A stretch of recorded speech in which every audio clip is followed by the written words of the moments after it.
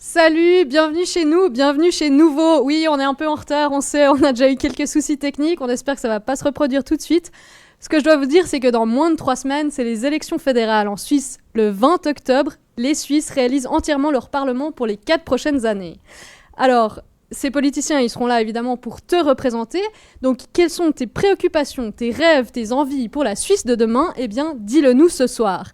Ce soir, on sera avec des jeunes qui sont derrière moi et qui ont déjà quelques idées.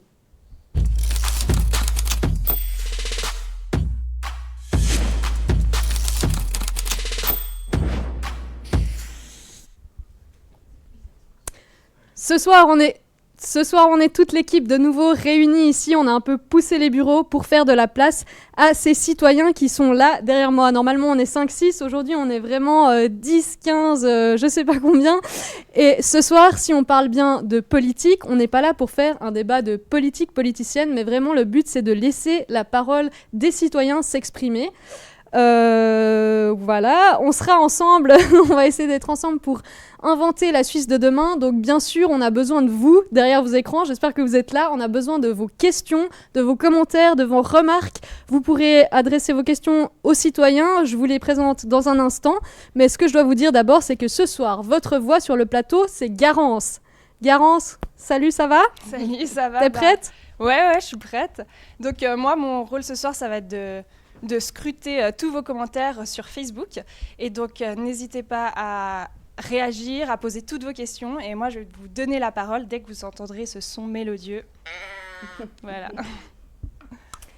La boîte à me. Merci Garance. Ce soir, on va parler, pour que vous puissiez poser vos questions, on va vous dire de quoi on va parler quand même. On va parler de 3 thématiques. On commence évidemment avec le climat, la grosse thématique de l'année. Pour en parler, on sera avec Loris et Léa, je vous les présente aussi tout à l'heure. Dans une deuxième partie d'émission, on parlera égalité avec Audrey, avec Clyrim, Jacques, Véronica et Shewit. On parlera égalité homme-femme, mais on parlera aussi égalité par rapport aux minorités de genre, aux minorités ethniques. Et pour finir, 3e thématique de la soirée, on parlera économie du futur avec Bérénice et Anne. Je vous les présente en détail tout à l'heure. Merci en tout cas à tous d'être là. Vous l'aurez compris, ce soir, les politiciens ne sont pas forcément au centre du jeu, mais on en a quand même invité une petite brochette. Aurélie, ils sont là ? Oui, alors on est de ce côté ici avec des personnalités qui sont toujours très discrètes en temps de campagne électorale, des politiciens. On a 5 candidats des 5 plus grands partis fédéraux. Je vous ai déjà expliqué off, mais je vous le redis, vous ne serez pas au centre des débats, ça c'est une chose. On est sympa, donc on vous tendra quand même le micro pour réagir aux propositions pertinentes qui émaneront de l'autre côté. Premier exercice, je vais vous présenter. Vous n'avez absolument aucun droit, à part de lever la main si je dis une trop grosse bêtise. Romain de Sainte-Marie, on commence avec toi. Romain de Sainte-Marie, tu es genevois, tu es socialiste, chef de groupe au Grand Conseil, tu es papa, tu aimes la vigne, même le vin vaudois, mais ça on n'est pas sûr. Et tu as construit ta propre guitare électrique, c'est vrai ? C'est vrai. Bienvenue. Isabelle Sob, toi tu es fribourgeoise, inscrite au PDC, tu es juriste, la trentaine tout juste entamée, et tu lis Le Monde diplomatique et les posts de Greta Thunberg avec le même plaisir. Bienvenue à toi. John, à nous deux, John Moser. Alors comme toi, je viens aussi du Jura, tu as fait des kilomètres pour arriver jusqu'ici dans nos bureaux. Tu milites pour l'UDC Jura. Et quand l'UDC te laisse un peu de temps, tu es agriculteur et tu as non pas 1, non pas 2, non pas 3, mais 4 enfants. Bravo et bienvenue. Denise Gemesio, toi tu es lausannoise, tu viens des jeunes libéraux radicaux vaudois. Ingénieur en informatique, il paraît que tu tiens au E. Il y a 4 ans, tu as touché Doris Leuthard, tu t'en souviens? Tu pourras nous en parler plus tard. Il paraît que tu préfères les libertés individuelles à l'État. Bienvenue à toi. Et puis, Florent Morisot, à nous deux, toi tu es jeune vert valaisan, tu étudies le droit. Tu es candidat aux élections fédérales un peu par hasard parce que les jeunes verts valaisans ont décidé de tirer au sort leurs candidats. Tu nous expliqueras ça si tu as envie. Démarche assez incroyable. Et tu n'aimes pas le béton, ça on en est à peu près sûr. Par contre, tu aimes les loups. C'est même le logo des jeunes verts valaisans. Bienvenue. Et puis, si vous êtes trop mordant, dernière chose que je dois vous dire, si vous n'êtes pas assez constructif, parce qu'on mise sur le côté constructif de ce débat, gare à vous, parce qu'il y a Odile. Odile, on vous la présente. Marc, montre Odile. C'est important qu'on la voit. Elle est sympa, disons, tant que tout va bien. Voilà. Là, elle dit rien, c'est qu'elle est contente. Si elle se met à parler, vous le saurez tout de suite, et puis vous courrez dans les couloirs. Dernier truc, John, qu'est-ce que tu as mis à la poubelle en dernier ? Un chewing-gum à la gare à Genève en arrivant en train. Bon, on lance la thématique, tu aurais pu le mettre sur les quais, là ça ne nous aurait pas plu, mais du coup on va lancer la thématique de l'année, celle qui est effectivement au centre quand même de cette campagne électorale, le climat. Allez Rocco, mets-nous des images. La jeunesse est dans la rue. Parce que l'heure est grave. You are not mature enough. En fait, les vaches, elles rôtent du méthane. Donne-moi une demi de celle qui est bien grillée, là. Et le méthane, c'est un gaz qui a un énorme pouvoir réchauffant. We want the cleanest air. We want crystal clean water. Pour que l'urgence climatique devienne enfin une priorité politique. Change is coming. Parce que c'est vrai que ça fait mal de voir tous ces forêts se détruire, ouais, vraiment. Par rapport au changement climatique, en fait, on ne peut pas ne pas être d'accord. C'est juste comme ça.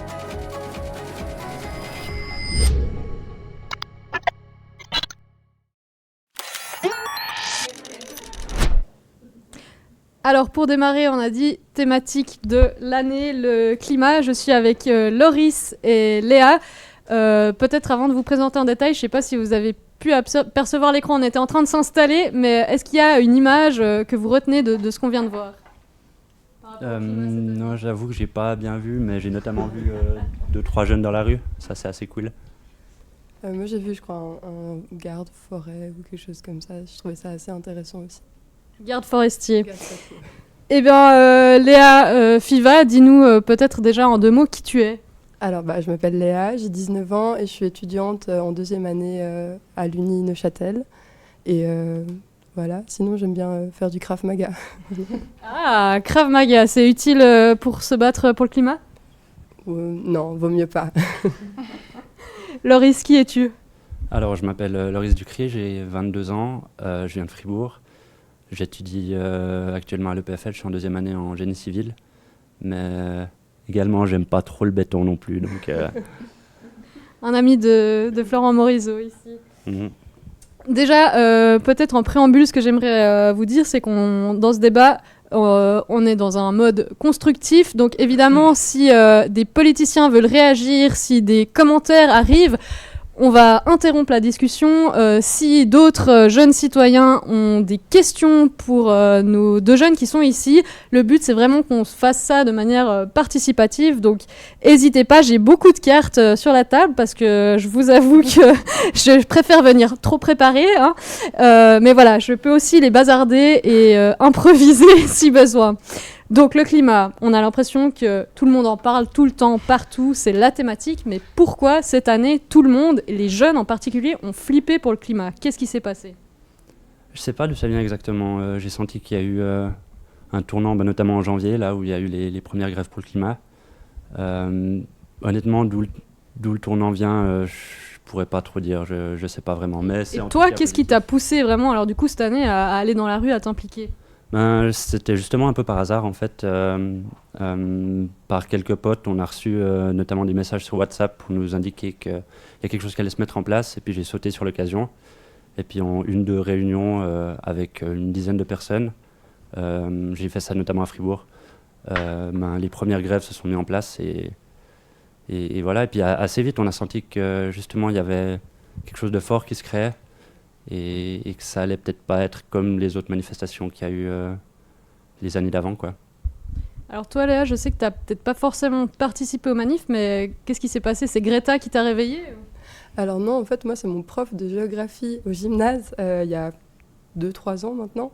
En fait, c'était des cours qui étaient très axés sur le développement durable, avec beaucoup de vidéos, beaucoup de graphiques qui m'ont, moi, choquée un peu. Et du coup, à ce moment-là, j'ai eu une prise de conscience.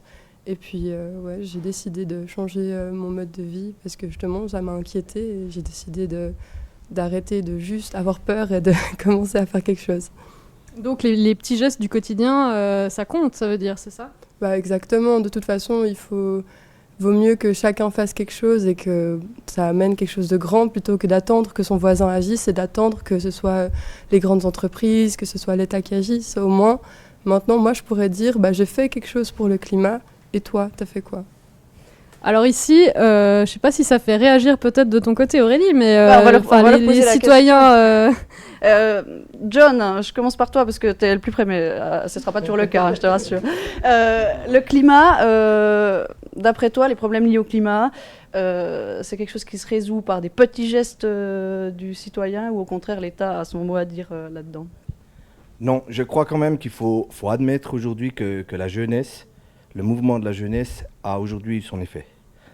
On discutait en haut avant dans les couloirs avec, je ne sais plus ton prénom, le jeune Loris. On discutait avec Loris et on disait si le Conseil national, au mois de décembre, avait pris des décisions que le Conseil des États vient de prendre maintenant, on aurait peut-être accepté, ça aurait peut-être arrêté ces mouvements un petit peu de jeunes qui sont dans la rue et autres. Tu parles de quoi comme décision? On voit qu'ils veulent taxer maintenant le carburant. Alors ça, c'est une chose, par exemple, qui pour nous, ça ne va pas du tout. On est au Jura. Au Jura, c'est une région très périphérique, où on voit très bien, je suis venu ce soir ici à Genève, en transport public. Mais qu'est-ce que j'ai dû faire? J'ai dû prendre une voiture jusqu'à Bienne, parce qu'en partant d'ici, il n'y aura pas de transport qui m'amènera jusqu'à la maison, à des heures tardives. Donc ça, c'est une chose. La deuxième chose, c'est qu'on voit aussi, c'est qu'on est dans des petits villages de campagne. Et dans ces petits villages, on est obligé d'avoir des voitures, des véhicules pour déplacer nos enfants, pour aller tout simplement peut-être à une séance, peut-être un travail ou je ne sais quoi. Et on est obligé aujourd'hui d'utiliser des véhicules. Et je ne pense pas que taxer le carburant réglera toute la problématique. En tout cas, c'est peut-être pas la solution aujourd'hui idéale qu'on a trouvée. Mais... je vais passer la parole à Florent. Florent Morisot, toi, j'imagine que tu as une toute autre opinion, hein, les Verts et les jeunes Verts valaisans. Raconte-nous.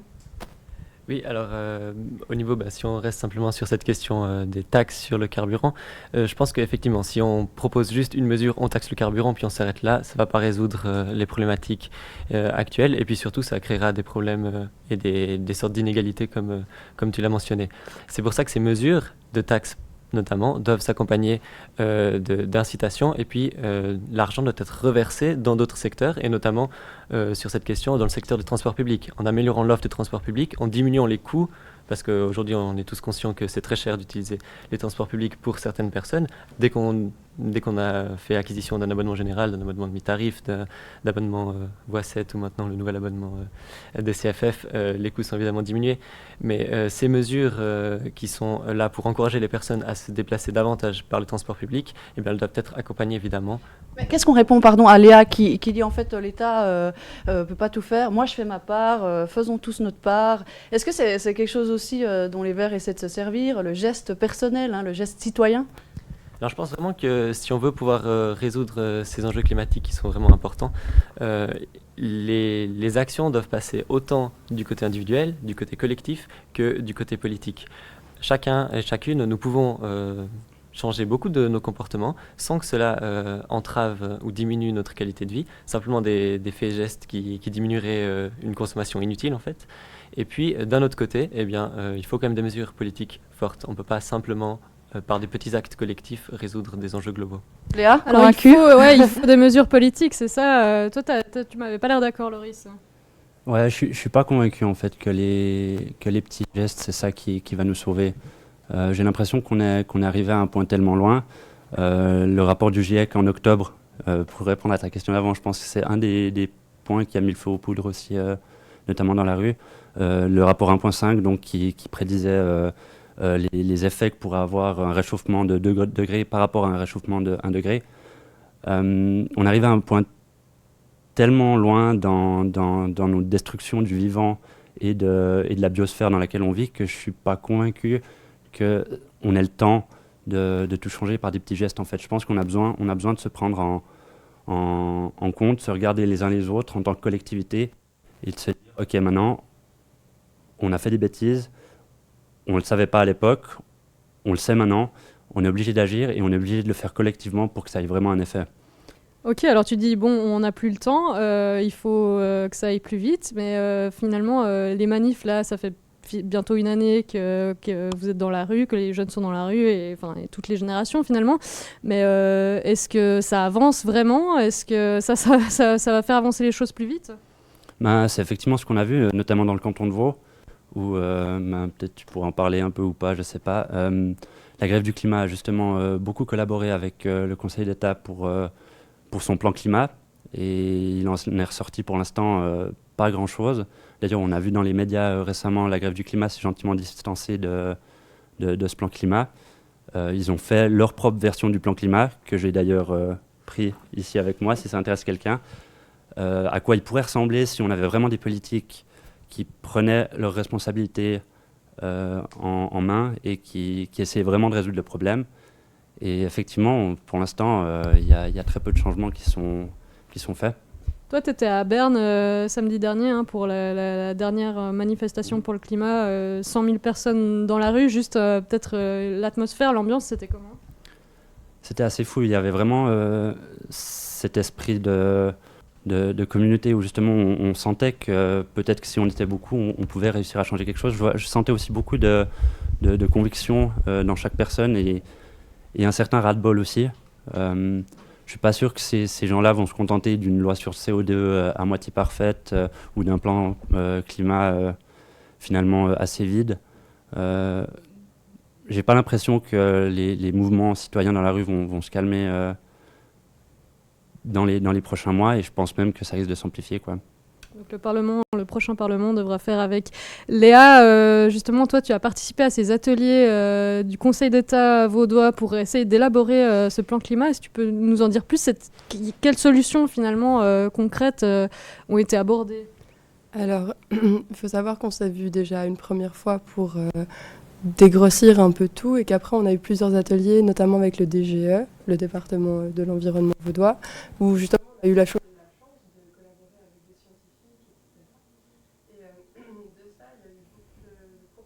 sont ressortis. Après, je suis d'accord que c'est extrêmement frustrant parce que c'est lent. Quand on a tous des plannings un peu compliqués et que du coup, c'était assez... Ouais, c'est clair que c'est très lent comme procédure pour le plan climat. Mais on a beaucoup de choses qui sont sorties, beaucoup de moyens d'augmenter, enfin plutôt de baisser nos émissions de gaz à effet de serre. Après, c'est clair que les délais, c'est pour 2050. Donc c'est clair que je peux comprendre qu'il y a beaucoup de gens qui ressentent que c'est trop tard. À quel âge en 2050 ? 50 ans. Donc après, vraiment, je comprends je suis totalement d'accord avec le fait qu'il faut prendre des mesures fortes, qu'on ne peut pas se contenter d'un demi-plan climat. Mais après, ce qu'il faut savoir, c'est que ce plan climat, il sera évolutif. On a commencé, parce qu'on a eu plus de 300 propositions dans tous les ateliers. Donc on a commencé à dégrossir, les conseillers d'État ont commencé à dégrossir tout ça, les scientifiques aussi, ils en ont fait une première ébauche. Et c'est un plan climat qui va, déjà s'il est accepté, évoluer et prendre des mesures de plus en plus importantes au fil des années. Et alors, on parlait de taxes aussi, de petits gestes. Il y a le Conseil des États qui a bougé, on disait, sur la loi CO2, notamment sur éventuellement une taxe sur les billets d'avion. Est-ce que c'est suffisant ? Je crois, toi, Léa, que tu as décidé d'arrêter totalement de prendre l'avion. Pourquoi ? Parce que je trouve ça un peu bête de prendre l'avion, de dépenser autant de kilos CO2, justement, pour aller en Europe. Je trouve que, personnellement, je vais souvent à Lille. J'y vais en train, c'est très bien, moi ça me plaît beaucoup. Donc pour moi, prendre l'avion, c'est une grosse perte de temps. Et puis au final, je trouve que c'est quelque chose qu'on pourrait rapidement abandonner parce que niveau confort, au final, avec le train, il n'y a pas grand-chose qui change. Mais ça ne va pas te manquer d'aller en voyage à l'autre bout du monde ? Absolument pas. En fait, ça m'a permis, de me rendre compte des distances que je faisais. Je suis allée jusqu'à Prague en train. Ça fait un petit bout. Et puis ensuite, je trouve que ça permet justement de découvrir mieux son pays, de découvrir mieux les alentours, parce qu'en fait, il y a des zones qui sont juste magnifiques et où personne ne va parce que c'est plus cool d'aller à Hawaï ou quoi. Moi, j'aime bien. Donc vivre local plutôt que de vivre global, c'est une des grandes questions qu'on a eues déjà dans les commentaires en amont de ce débat. Finalement, est-ce qu'on doit carrément changer de système ? Ça, c'est peut-être aussi après une question qu'on va adresser aux politiques, mais est-ce qu'on doit aller vers un changement total de système, ou est-ce que les nouvelles technologies, des plans climat vont nous aider à nous adapter, quoi? Alors les nouvelles technologies, j'y crois pas du tout. Je pense pas que c'est ça qui va nous sauver. En tout cas, miser sur des possibles futures technologies qui pour l'instant sont plutôt inexistantes, c'est un peu un pari gros pour moi, étant donné que ce que le GIEC prévoit, c'est quand même des dégradations assez fortes de notre écosystème qui pourraient menacer la vie dans certains endroits du monde. Un changement de système, possiblement, je sais pas. On voit qu'actuellement, en tout cas au Parlement ou au Conseil des États avec ce plan climat, on n'arrive pas à bouger. Il y a vraiment des problèmes de prendre des vraies mesures assez rapides, puisque le GIEC nous donne 2 ans pour réagir. Et je me demande si effectivement il faudrait pas se bouger un peu. Tu veux ajouter quelque chose? Je suis totalement d'accord avec Loris en tout ce qui concerne les technologies futures, parce qu'au final, c'est des technologies dont la mise en place dégage de fortes quantités de gaz à effet de serre, donc au final, c'est pas fou.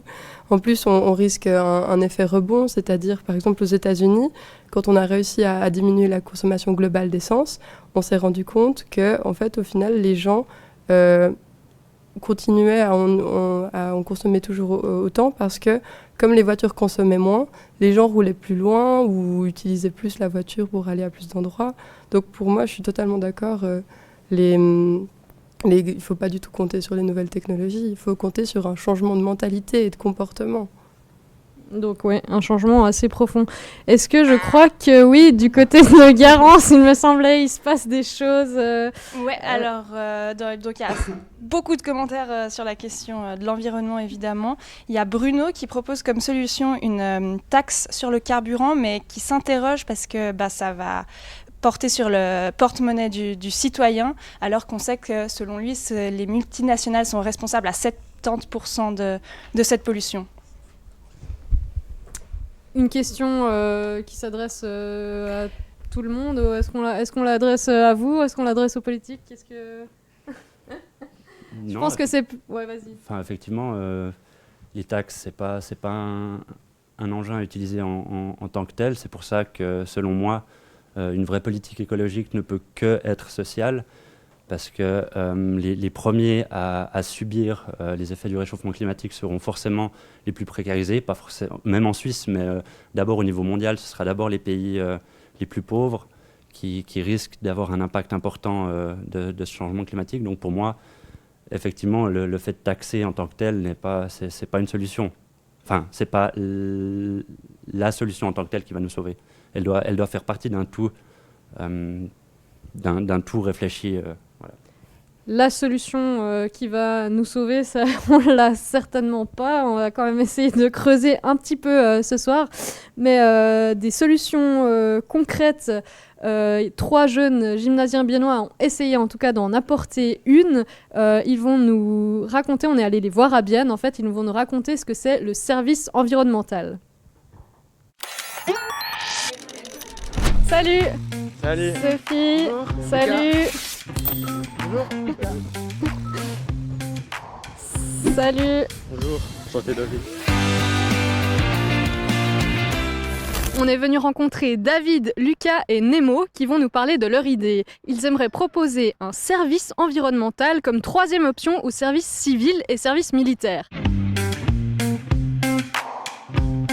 Le but de base était de créer une nouvelle option, donc qui serait un service en faveur de l'environnement qui comprendrait toutes des actions. Par exemple, la préservation de parcs naturels ou bien le tri des déchets. Il y a des civilistes aujourd'hui par exemple qui font ça, qui font de la protection des réserves naturelles. Alors pourquoi du coup un service spécial ? Justement pour vraiment que ce soit uniquement dédié à l'environnement et aux personnes qui souhaitent s'engager dans cette cause. Dans le service civil, on n'est pas forcément... on fait pas forcément quelque chose qui a un rapport avec l'écologie, et aujourd'hui on a vu qu'il y a plein de jeunes qui veulent s'engager pour l'écologie, et je pense que c'est un bon moyen de le faire. Mais le but justement c'est de répondre aussi à une demande qu'on a vue à travers ces manifestations comme ça, à travers un nouveau service. Et dans les actions, il y aurait aussi des aides à des agriculteurs locaux, il y a aide et vous proposez plus de main-d'œuvre à des jardins des jardins communautaires, des quartiers durables, toutes des infrastructures environnementales qui existent déjà, faire qu'elles soient plus efficaces en apportant plus de gens. Vous avez déjà eu l'occasion de proposer cette idée à des politiciens ou qu'est-ce qu'ils vous ont dit ? De base, on a eu l'article, le premier article qu'on a eu, c'était dans Le Temps, le journal Le Temps. Et là, il y a 2-3 politiciens qui ont réagi, qui ont trouvé que c'était une bonne idée, mais que ça serait compliqué. Mais le problème, c'était qu'au vu des majorités actuelles et au vu de ce que vote la population suisse, ça serait compliqué de la faire appliquer. Elle n'est pas réalisable dans un futur proche. D'abord, ça passe justement, comme vous l'avez dit, par un peu une réforme du système militaire. Enfin, réforme, le mot est sans doute exagéré, mais justement y intégrer les femmes. Je pense qu'il y aurait des étapes pour arriver jusqu'à ce projet et ce service environnemental. Alors vous avez tout à attendre d'un nouveau Parlement qui serait peut-être un peu plus vert libéral, enfin plus écolo en tout cas. Justement, qu'est-ce que seraient vos attentes de ce nouveau Parlement ? Je pense déjà de répondre à ce qu'on peut voir dans la rue, que les manifestations des jeunes, que ce soit pour l'environnement, pour l'égalité homme-femme et toutes ces thématiques actuelles, que justement ils soient en mesure de répondre à ça vraiment. Vous trois, vous n'aviez pas participé au mouvement de la grève justement pour le climat. Est-ce que tu peux me dire pourquoi ? Je pense que c'est bien d'avoir de pouvoir donner son avis dans la rue comme ils ont fait, mais nous, on a plutôt privilégié d'amener une solution concrète. Mais je crois qu'aucun de nous trois ne se retrouvait vraiment dans ces manifestations. Moi, de base, je suis pas forcément quelqu'un d'écolo ou quoi. C'est un problème auquel tout le monde est confronté, ce réchauffement climatique. Et donc, écolo ou pas, qu'on ait été dans ce combat depuis de longues années ou pas, on pouvait chercher des solutions. On a eu une espèce d'idée, on s'est dit qu'on allait la développer et qu'on allait la proposer. Je suis quelqu'un d'assez normal, qui fait attention et qui essaye de trouver des solutions, mais à mon échelle vraiment.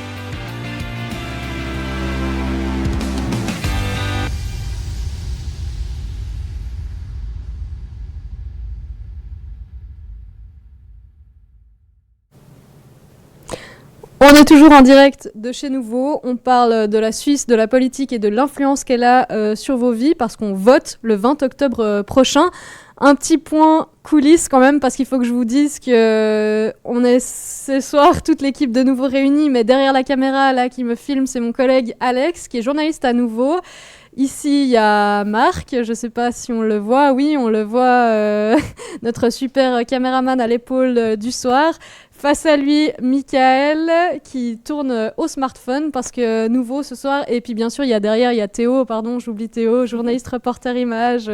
Bah oui, il faut filmer un petit coup Théo quand même, qui est venu tout exprès de Neuchâtel pour nous ce soir.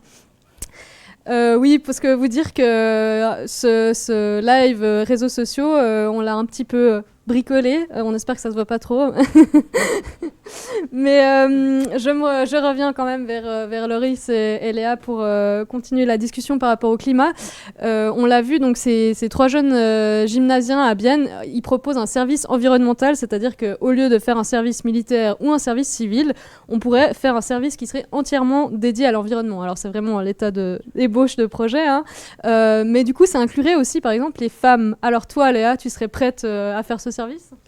Très clairement, ça me dérangerait pas du tout parce que justement, j'ai pas très envie de faire des services militaires pour le moment, mais parce que justement, je me retrouve pas forcément dans ce qui est proposé.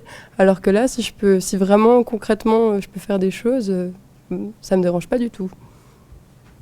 Toi, un service environnemental, ça te parle ? Clairement, ça peut être une bonne idée. Après, ça dépend toujours, comme d'habitude, de comment il est mis en place, mais pourquoi pas, ouais. Tu feras ton service militaire ou tu l'as déjà fait ? J'ai déjà fait mon école de recrue, donc ce ne sera pas pour moi. Du côté des politiques, Aurélie, un service environnemental, une solution concrète, est-ce que c'est quelque chose de réaliste ? Isabelle Sob, PDC Fribourg, je commence avec toi. Service environnemental, c'est l'idée de l'année ? Je suis pas sûre parce que moi j'ai l'impression, je suis pas sûre d'avoir compris complètement le projet dans sa globalité, mais de ramasser par exemple des déchets, pour moi ça apporte une réponse uniquement quand le problème il est déjà là. Jeter le déchet, moi c'est un geste qui me choque et c'est bien si on agit en amont. C'est là où je rejoins pas du tout Joris par exemple qui dit qu'il faut agir par la politique. C'est tout le monde qui doit agir, c'est les politiciens, mais c'est aussi la responsabilité individuelle. Quand je vois pour certaines villes, j'avais lu des chiffres, ne serait-ce que pour ramasser des cigarettes dans la rue, sur les voies, ça se chiffre entre dizaines de milliers de francs, centaines de milliers de francs qu'on pourrait investir pour prendre des mesures concrètes. Moi, je trouve que c'est de l'argent. Mais elle est bonne cette question, du coup. Peut-être je la pose à toi, Romain de Sainte-Marie. Comment on fait pour changer le comportement des gens qui est visiblement bien ancré Mais je pense du coup exactement l'inverse. Je suis vraiment désolé. Mais je pense justement que c'est à l'État, aux politiques, de fixer des règles, de dire maintenant, il est interdit de jeter son mégot de cigarette par terre. Et c'est justement pas en laissant le libre choix des gens de dire je fais comme je veux finalement et après on verra comment est-ce qu'on investit. Non, faut fixer des règles. Faut fixer des règles ensuite pour inciter en effet. Taxer l'essence, c'est une bonne chose, mais il faut que ce soit utile pour que les gens prennent le train après et baisser les coûts par exemple des billets de train. Mais on va rester sur ces règles parce que ça c'est intéressant. Ça doit pas beaucoup plaire aux jeunes libéraux radicaux, Denise. Ouais, exactement, justement, c'est ce qui me fait réagir directement, c'est le fait d'imposer des règles partout et au final de mettre en avant la déresponsabilisation aussi. Parce que finalement, si on met des règles sur le fait qu'on va jeter des mégots et puis qu'on n'a pas le droit de les jeter, on va se dire, ah bah tiens, il n'y a pas une règle pour cette autre chose, donc je vais le faire et puis finalement, il n'y a pas de problème, il n'y a pas de conséquences. Donc au final, l'histoire de mettre des règles, de taxer, voilà, d'un côté, on a le pollueur responsable. Ok, c'est bien, mais jusqu'où, jusqu'à quel point est-ce qu'on va taxer le pollueur. Donc, à mon sens, on peut mettre en place des solutions dans ce sens-là, mais ça ne doit pas atteindre un extrême. Donc on n'est pas d'accord ici autour de la table. Oui. Désolée pour cette fois. Eh merci pour ces réactions. Je voulais juste encore vous rappeler qu'effectivement, on vote le 20 octobre. Et si ce soir, on essaie d'aborder un peu les grosses thématiques auxquelles le prochain Parlement sera un petit peu obligé de s'intéresser d'une manière ou d'une autre, le climat, l'égalité, l'économie du futur, on parle de thématiques, on parle pas forcément de candidats. Alors vous allez nous dire, ouais, mais bon, ça m'aide pas du tout à choisir, je dois voter quoi, qui, quand, comment. Alors pour ça, vous allez sur votre téléphone, vous téléchargez l'application d'EasyVote qui s'appelle Vote Now, vous répondez à 30 questions. Et là, ça match le politicien qui correspond le plus en fait à vos idées. Voilà. Donc, faut pas y aller tout de suite, parce que là, on est encore en live. Non, alors attendez la fin du live. Et puis ils ont effectivement aussi plein d'informations sur le déroulement des élections, sur qui est au Parlement, c'est quoi le Conseil national, bref, si vous n'avez pas tout compris exactement comment ça fonctionne, mais c'est expliqué vraiment très concrètement et très rapidement. Donc vraiment, si vous avez des questions sur comment fonctionne la politique fédérale, EasyVote, et pour connaître un peu mieux les candidats qui vous correspondent, Vote Now. Loris, Léa, merci. On a à peine effleuré, j'ai l'impression finalement cette thématique du climat, mais bon, voilà, le temps court quand même. Peut-être un truc qui vous tient vraiment à cœur, que vous avez envie de nous dire par rapport au climat, là, en 20-30 secondes. Les jeunes, arrêtez pas de vous battre et défendez votre avenir. Il a dit ce que je voulais, mais moi, je pense que la Suisse, c'est un pays fortuné qui se porte bien. Donc je pense qu'on peut montrer l'exemple et qu'on peut être pionnier au niveau climatique. Peut-être avant d'ouvrir juste le nouveau chapitre de l'égalité, je vais me tourner encore une fois vers Garance pour peut-être un commentaire en lien avec le climat.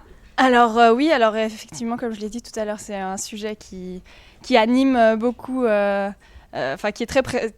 Il y a beaucoup de réactions sur ce sujet, des gens qui demandent ce que c'est vraiment la définition du réchauffement climatique, donc voilà, qui mettent en doute peut-être le réchauffement climatique, mais il y a aussi plein de propositions comme la taxe carbone, la taxe sur les avions, et donc voilà, mais il n'y a pas vraiment de questions. D'accord, si jamais on ira lire et répondre à vos commentaires encore évidemment après le live, et si vous continuez à vouloir poser des questions directement aussi à Loris, à Léa, aux politiciens, continuez à commenter. Et je disais donc que nous allons ouvrir un autre chapitre ce soir, celui de l'égalité, mais on va parler d'égalité au sens large, pas seulement d'égalité homme-femme, mais on aimerait aussi aborder les questions de minorité de genre et de minorité ethnique en Suisse. Les images, Amélie. C'est une très grande émotion, vous voyez, vous entendez. Est-ce que vous savez combien de districts il y a à Fribourg? Les musulmans en Suisse sont bien intégrés. If you can't treat someone with dignity and respect, then you need to get out. Get out. Ákvæðið fjallar örugg ríki. À quelle heure le téléjournal? Quand cela se manifeste dès l'enfance, il y a beaucoup de choses à faire. par la psychiatrie. Le racisme ordinaire perdure dans le football. Il se fait traiter de sale nègre parce qu'il a passé 2 autres joueurs. Quelqu'un qui habite en Gruyère, on dit c'est un... C'est un gruyérien. C'est juste. Hier, au boulot, donc à la météo, il y a une dame qui a appelé pour dire que j'étais trop noire. Moi, l'égalité entre hommes et femmes, c'est qu'on n'ait plus à dire j'ai de la chance parce que j'ai un mari qui collabore à la maison. Et qu'elle ne voyait rien dans l'écran et qu'il fallait me le dire.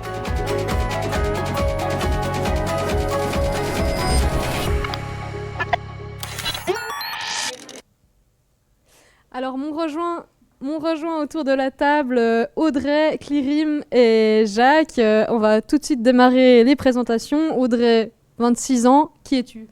Bonsoir, je suis juriste à la Confédération et puis j'aime bien mettre en place des projets et organiser des événements. Est-ce qu'il y a un truc qui t'est complètement égal dans la vie ? Le temps qu'il va faire demain. Merci. Clyrim, 21 ans, toi, tu es ? Apprenti en 4e année. Je suis fils d'immigrés et puis très jeune et fier père de famille. On va en parler tout à l'heure. Un truc qui t'est totalement égal ? Je sais pas. L'essentiel alors. Être heureux. Merci.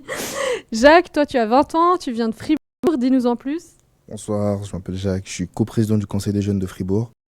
Je suis étudiant, je suis d'origine congolaise. Tu étudies à l'école professionnelle de santé pour devenir physio, c'est juste ? Physio ou infirmier, j'hésite encore. Ça marche. Alors, l'égalité au sens large du terme, toi, Audrey, tu travailles comme juriste à la Confédération à Berne, tu me disais dans un milieu plutôt masculin. Comment tu as vécu cette journée du 14 juin dernier, la grève des femmes il y avait 500 000 personnes dans la rue. Toi, comment tu l'as vécu ? Alors malheureusement, j'ai pas pu partir assez tôt du travail, c'était assez exceptionnel, j'ai dû rester assez tard, donc j'ai pas pu aller manifester, mais j'avais mis ma jaquette violette pour soutenir la cause. Et puis c'est vraiment avec regret que j'ai pas pu participer. Et dans la vie de tous les jours, dans ton travail, ces questions d'égalité homme-femme, c'est quelque chose qui te questionne ou, enfin... Oui, ben quand même, où je travaille, on remarque quand même qu'il y a moins de femmes, surtout au poste clé, et puis c'est aussi difficile d'avoir le temps partiel, donc ça concerne vraiment toutes les femmes, je pense. Et là, tu attends des mesures concrètes, qu'est-ce que tu aimerais qu'ils bougent ? Alors oui, des mesures, mais je pense qu'aussi c'est la société qui doit changer, les mœurs, les habitudes, pour qu'on puisse enfin arriver à l'égalité, parce qu'on en est encore assez loin. Tu dis, ouais, changer les mentalités, les mœurs. Je sais que tu as aussi pas mal œuvré par rapport au harcèlement de rue à Lausanne, que tu as participé avec le Conseil des jeunes de Lausanne, justement, à mettre en place une exposition pour rendre visible, sensibiliser au harcèlement de rue. Tu nous en dis plus, comment ça fonctionnait ? Alors, par rapport au harcèlement de rue, c'était pas vraiment une exposition, mais on a organisé un événement. En fait, on avait une bande sonore qu'on avait enregistrée nous-mêmes. C'est une idée qu'on a reprise d'un autre parlement de jeunes, où en fait on entendait des remarques que les femmes entendent en général dans la rue. Et puis on l'a diffusée en fait dans une rue à Lausanne. Et à côté de ça, on avait aussi une bande dessinée, 4 tableaux qui avaient été faits par une jeune dessinatrice et qui montraient une situation de harcèlement. Et l'idée, c'était d'interpeller les gens dans la rue par rapport à la thématique pour avoir leur ressenti. Et toi, concrètement, tu as déjà vécu du harcèlement ? Oui, bien sûr. Des remarques, voilà. Et à quel moment ça va trop loin et il faut que les politiciens interviennent ? Je pense que, parce qu'on a souvent un débat, est-ce qu'on peut encore draguer dans la rue, aborder des femmes ? Et puis moi je pense que oui, c'est juste qu'il faut le faire dans le respect. Et puis si on voit que la personne elle n'est pas du tout ouverte, il faut arrêter. Et puis il faut en tout cas pas toucher la... Est-ce qu'on peut encore draguer dans la rue ? C'est devenu très compliqué parce que... Bon, j'ai passé cette étape-là, disons que maintenant je suis marié, mais de l'époque où je le faisais, c'était vraiment compliqué parce que les femmes se braquent assez souvent et elles ne prennent même pas le temps d'essayer de nous connaître ou d'essayer de parler juste avec nous. Et donc ouais, c'est devenu vraiment compliqué. Et puis alors, l'égalité homme-femme, alors toi, on a dit, t'es assez jeune, 21 ans, t'es marié, t'as un enfant, comment ça se passe à la maison ? Bien. Disons qu'à part les nuits avec le gamin qui sont des fois difficiles, ça se passe plutôt bien. Ça ajoute même un peu plus de bonheur, j'irai à la maison. Ouais, mais le partage des tâches. Disons que ça se fait comme ça se fait. Disons que j'ai ma femme qui s'occupe d'enfants qui restent à la maison. Et du coup, elle s'occupe un peu plus de ce qui est à la maison. Puis moi, je m'occupe de tout ce qui est externe. Et puis ramener, faire toute la paperasse, faire ces choses-là. Alors concrètement, tu as eu un enfant justement récemment. On va parler quand même un petit peu, peut-être plus de politique concrète. Le congé paternité, toi, tu as eu combien de jours ? J'ai eu 3 jours j'ai pas vu passer. Parce que le premier jour, il est parti sur le jour de la naissance de mon fils.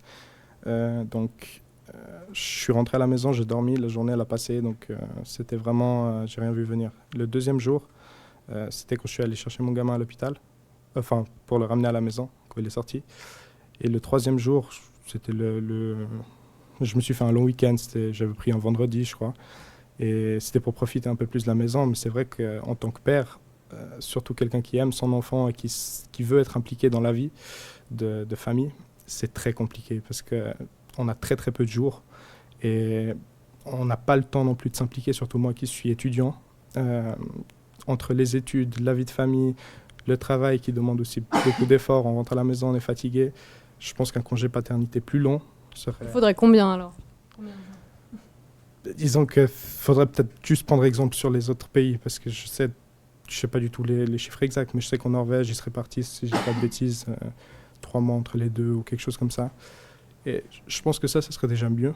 Ce serait bien, ou en tout cas déjà nous donner, 2 semaines. Ce serait déjà bien pour qu'on puisse déjà connaître notre fils mieux depuis la naissance. Parce qu'il sort de l'hôpital, on ne le connaît pas, on reprend le boulot, et puis à la fin, on arrive à la maison, c'est notre fils, mais on ne le connaît pas plus que ça, quoi. Alors 2 semaines, c'est un peu ce vers quoi le Parlement essaye de tendre. Est-ce que c'est assez ou pas du tout ? Est-ce qu'il faut aller carrément vers un congé parental ? Aurélie, je me tourne vers toi. Et moi, je me tourne vers John qui secouait la tête un peu dans tous les sens, mais j'ai pas compris dans quel sens. Alors non, je pense que c'est un compromis que les chambres ont trouvé aujourd'hui. C'est clair, hein, comme ça a été dit, 3 jours, ça peut paraître peu. Mais je rebondirai sur les indépendants. Comment est-ce qu'ils ont les indépendants ? Les indépendants, ils doivent prendre sur eux. On leur paye rien du tout, on leur donne rien du tout. Donc je pense que 15 jours, c'est bien. Mais à un moment donné, il faudra aussi dire stop. Et peut-être que nous, à l'UDC, on aurait tendance à, pourquoi pas, dire le congé parental, oui. De pouvoir trouver un équilibre avec son épouse, avec le papa, pour trouver un compromis qui prend quelle période et puis tout. Ou bien quelle période choisir. Mais après, avant tout, pour moi, un couple, c'est surtout aussi l'égalité, oui, mais c'est surtout une complémentarité aussi. Et des fois, c'est clair, on veut dire quelle tâche vient à qui, mais surtout, on doit être complémentaire aussi dans une vie de famille. Isabelle Sob, le PDC, historiquement, le parti de la famille. Toi, ton avis sur le congé paternité ? Je trouve que c'est une bonne avancée. 2 semaines, nous, je travaille pour les CFF et on a dans notre nouvelle convention collective de travail depuis le 1er mai, on a 20 jours. Je trouve que c'est une bonne avancée. Je pense qu'il faut réfléchir et je pense qu'il faut prendre des mesures qui correspondent à l'évolution de la société. Pour revenir un petit peu sur le sujet d'avant, est-ce qu'une loi, ça régit des comportements ou l'inverse, hein ? Je suis avocate, donc voilà, je me pose un peu cette question. Dans tous les cas, je pense que c'est une bonne chose, c'est une bonne avancée et puis c'est un premier compromis. C'est assez ou bien on manque un peu de courage là pour le coup ?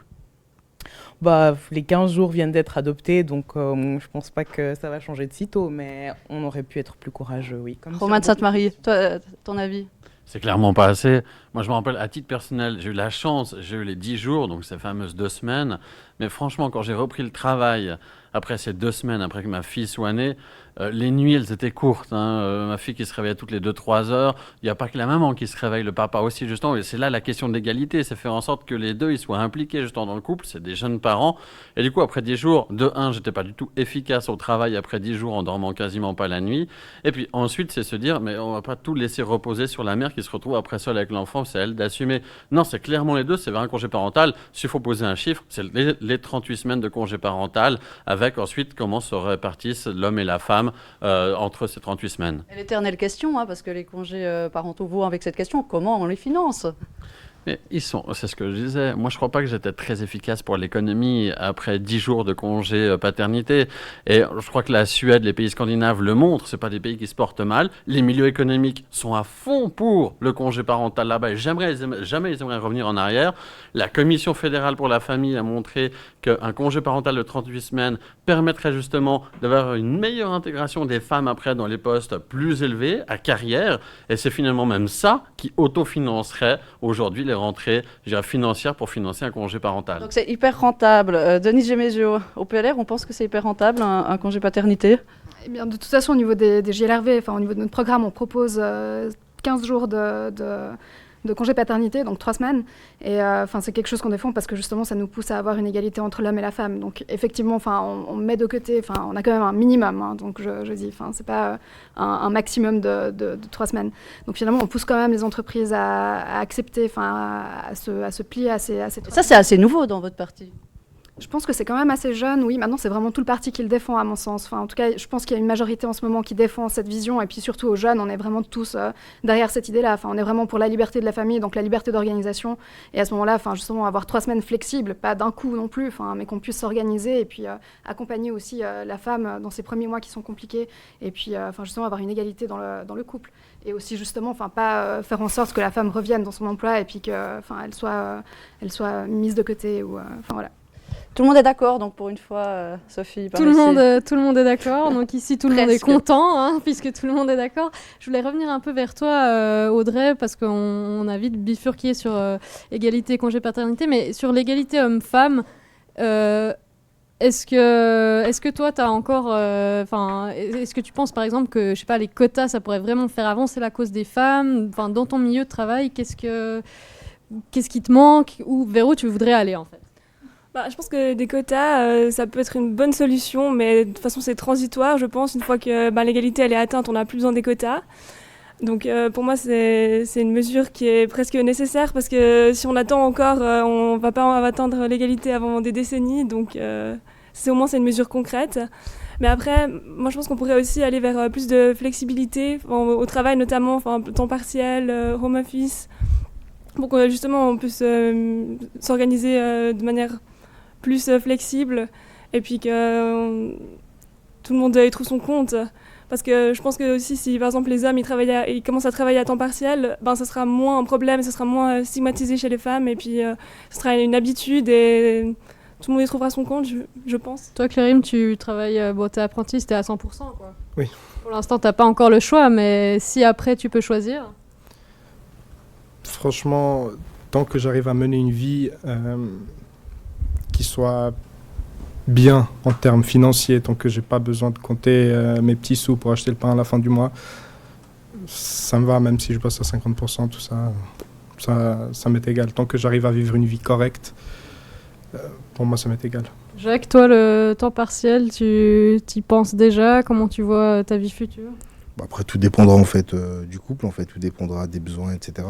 Je ne pourrais pas vous garantir un temps partiel, tout dépend de la personne avec qui je vivrai, et tout dépendra en fait des responsabilités qu'elle aura au sein de sa fonction ou du mien. Donc tout dépendra en fait à ce moment-là. Dans ce débat sur l'égalité, on a pas mal parlé des discriminations liées au genre, mais il y a aussi un peu les discriminations liées aux origines qu'on avait envie vraiment d'aborder ce soir. Alors toi, Clérim, tu es d'origine kosovare, tu as été naturalisée suisse. Comment ça s'est passé cette procédure? À quel moment finalement tu t'es sentie un peu intégrée, on va dire? Alors, j'ai été intégré déjà très jeune parce que j'ai grandi dans un quartier qui a eu pas mal de mix, et du coup on s'est sentis tout de suite tous suisses, même si un était français, l'autre était italien, albanais, on s'est tout de suite sentis suisses parce qu'en fait on vit ici et on sait comment ça se passe ici, du coup on va faire en sorte que ici ça marche. On s'en fiche après du reste, que ce soit à niveau religieux ou autre.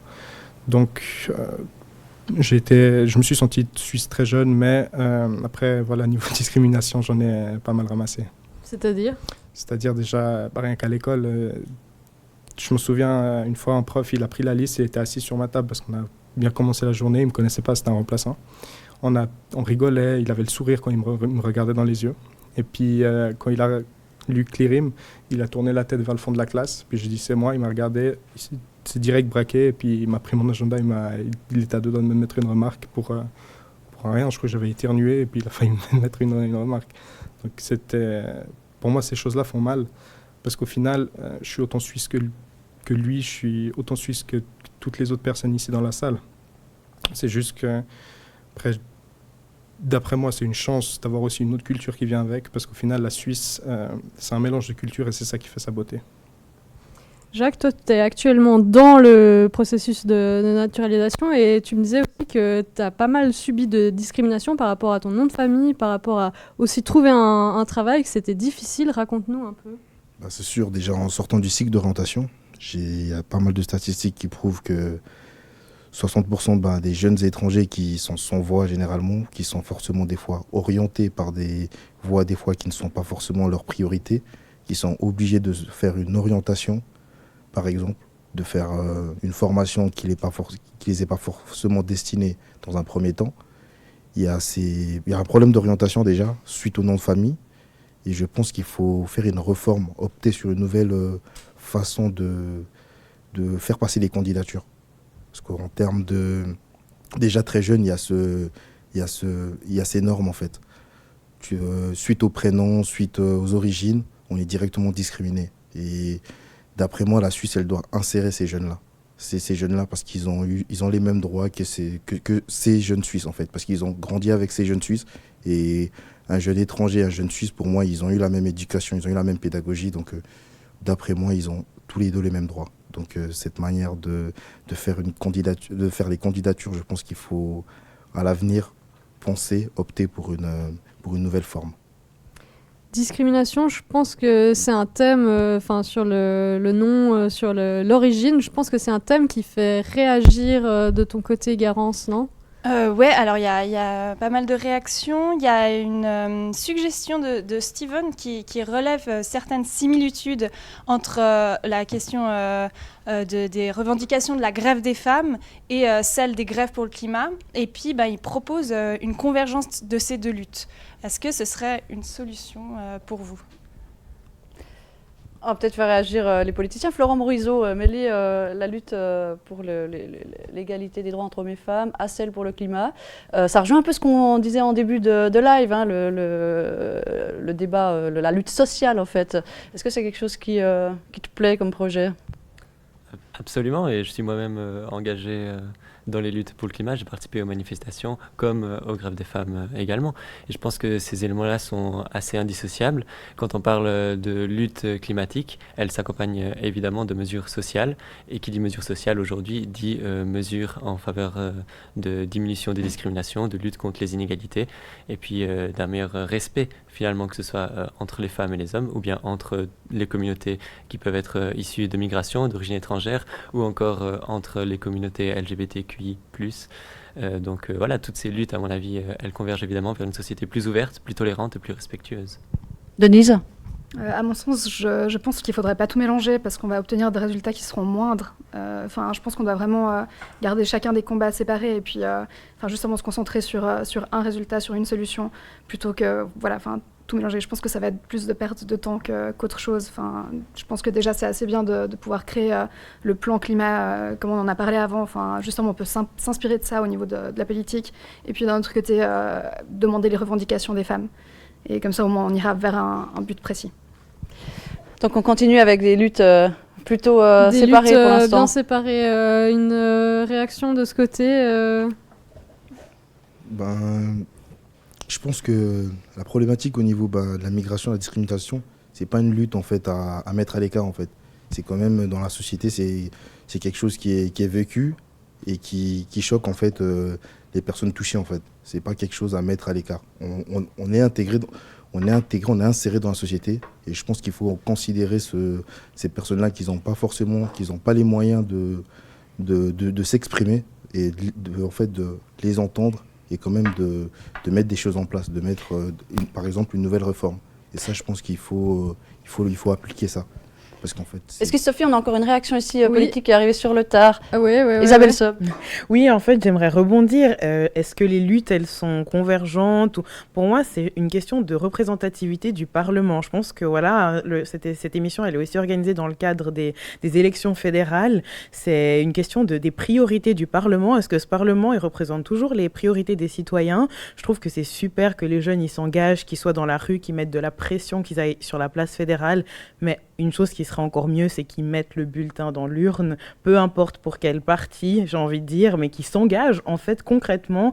Les politiques, c'est pas quelque chose d'abstrait, c'est quelque chose qu'on choisit. Donc j'aimerais juste encore rappeler, absolument, aller voter, c'est un droit, c'est aussi un devoir civique, c'est important. Encore faut-il qu'ils croient en le système, ces jeunes-là. La seule possibilité de changer le système, même s'ils n'y croient pas, c'est quand même d'y participer. C'est pervers. Alors de ce côté-là, vous allez tous voter quand même le 20 octobre. Audrey? Oui, bien sûr. Et alors, pour faire avancer la cause des femmes, le mot de la fin un peu pour... Moi, j'ai assez espoir en les jeunes générations parce que je pense qu'on a aussi peut-être la place du travail dans la société, elle va peut-être un peu changer. Enfin, de mon point de vue, les jeunes, on est plusieurs à vouloir travailler à temps partiel pour avoir du temps pour nous, pour notre famille. Et puis, je pense que ça peut aider le combat de l'égalité, en tout cas, je l'espère. Le mot de la fin? Les papas, on lâche rien. Et Jacques? Bon, malheureusement, je ne peux pas voter, mais je vous encourage les jeunes à voter. Et la jeunesse, c'est l'avenir. Et la diversité, c'est l'avenir aussi. Alors, on va rester quand même un peu dans la thématique des discriminations et de l'égalité. Je vais inviter Véronica et Shewit à me rejoindre aussi autour de la table de ce côté. On va parler de la question des droits des réfugiés cette fois. Véronica, bienvenue. Alors toi, tu as 30 ans, tu es d'origine érythréenne, tu es arrivée en Suisse à l'âge de 3 ans. Tu diriges là actuellement le Information Forum for Eritrea qui défend les droits des réfugiés érythréens en Suisse et tu sièges aussi à la Commission fédérale des migrations. J'ai oublié quelque chose ? J'adore le tennis. Merci. Et puis, tu es venue ce soir avec Shewit, qui a 20 ans. Alors, Shewit, je vais te laisser un peu nous raconter ton histoire, finalement. Je m'appelle Teke Shewit. Moi, j'ai quitté mes parents à l'âge de 14-15 ans. Je suis passée par Libye, par tous les trajets. Je suis arrivée en Genève à l'âge de 16 ans, en 2015. Et j'ai fait mes recours aux demandes d'asile. Et j'ai commencé à apprendre le français. Je ne parlais pas du tout au début. J'ai appris tout. Après, en 2017, j'ai reçu un refus, une décision négative. Et je ne savais pas du tout quoi je vais faire. Du coup, on a fait des avocats, on a fait les demandes, tout ça.